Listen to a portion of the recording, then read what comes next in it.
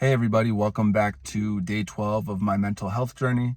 For those who aren't familiar with my channel, both on YouTube and my podcast, basically I document my day-to-day struggles with mental health and kind of explain what I've been doing to try and alleviate some of the problems that I've dealt with, mainly anxiety. But I also want this to be a platform for people from different backgrounds, people I can't speak for, to hop on here and be able to share their stories and connect with people who are going through similar stuff. And, that might be a woman or minorities or people with different sexual or gender identities. So this is an entirely open channel, and it's basically just for people to alleviate some of their stress that they have from these problems and hopefully connect with others in the process. So that being said, I will be releasing this tomorrow because I'm tonight releasing my first interview that I did with a friend from New Zealand. She absolutely crushed it, and I'm looking forward to sharing that with you guys on my podcast and the video of it. But basically, I want to segue now into what I'm going to talk about today, which was inspired by having a deep conversation with my sister last night. And that's just about sibling and family dynamics in general. Now, to be candid, I grew up not close at all with my sister. We used to fight all the time. Obviously not physically because she's a girl, but I definitely learned from her like how to verbally fight too. So basically we were just fundamentally different people, and I think that we were young at the time, so we just really kind of bumped heads, and we're only 2 years apart, but to me it felt like we could have been 30 years apart.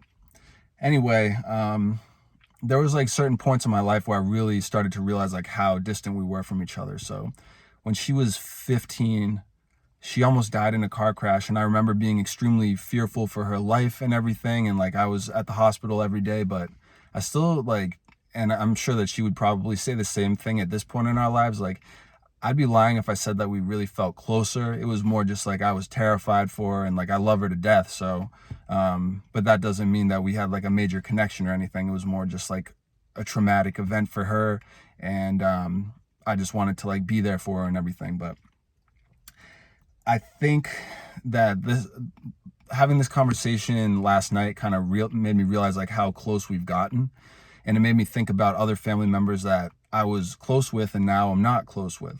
So on the inverse side of things, my uncle and also my godfather used to be like a focal point of my life.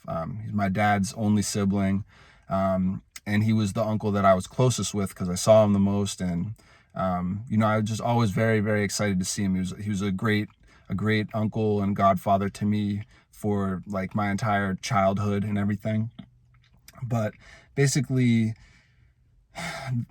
there were certain things that happened within the family after my grandmother died, and it caused a rift between my dad and my uncle, and unfortunately other family members who had no business being involved got involved.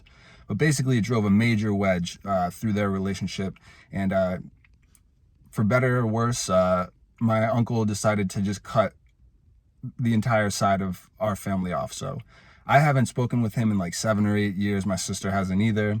At first I was really sad about it, and now I'm just kind of like, I gotta just keep going. It is what it is. I still have an amazing godmother. I still have an amazing family, both nuclear and then on my mom's side, who's super supportive, including of this channel.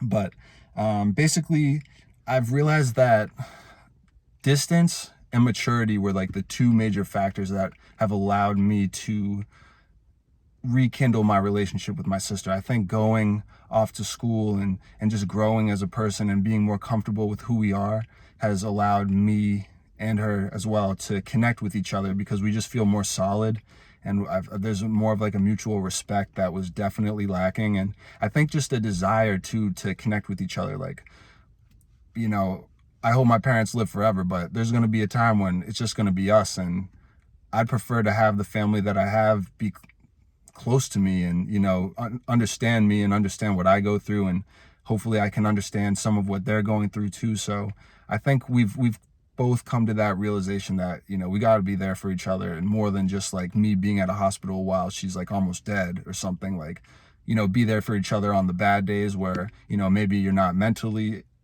doing too well. You might be physically fine, but you might be going through something mentally. Just those day-to-day things that we just totally neglected towards each other. We had no desire to understand each other, no desire to really hold each other up, other than, to promote like the physical safety of the other and kind of superficially say like, yeah, I hope you're doing well and everything. But I'm going to read this just because I don't want to screw it up. And I know you guys probably don't care if I read it anyway.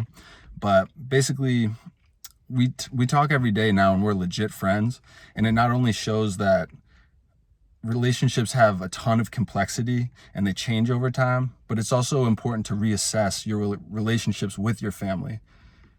At first, for example, with my uncle, I was super sad, but then I realized like I got to stand up for myself and recognize that even though you're blood, that doesn't make you family if you're going to just up and leave. So that was one thing. And then I had to reassess my relationship with my sister. Like, do I want to just continue not talking to her and not caring about what she's got going on and vice versa with her? Or do I want to, connect with her and like we can build each other up and become better people in the process? So that was definitely something that I had to do consciously. I don't think anybody can do it unconsciously. Like, you have to really think about your actions, how they affect them, what you want out of the relationship, if the relationship is positive, if you should keep it going, or even if it's tough to cut somebody off who's literally your blood, like, you're gonna have to roll with the punches because they made the decision. It's not like you should just keep mourning something that doesn't deserve the attention that you're giving it.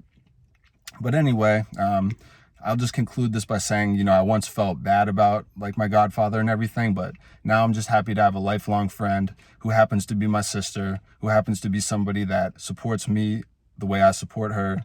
And I'm looking forward to the next chapter in my life of just building each other up and seeing how each of us grows in the process. So that's my commentary for today. I noticed that my finger just went in front of the camera. I've already been talking for 7 minutes, and I really don't want to re-record this video. So I hope you guys understand. I love you guys. I'll be posting this tomorrow. I hope you have a wonderful Memorial Day weekend. I think the weather's supposed to be amazing in Massachusetts, and considering how terrible Mass weather is, I'm assuming it's going to be pretty nice in all the other states and across the world. So love you guys, and I will be posting this mañana.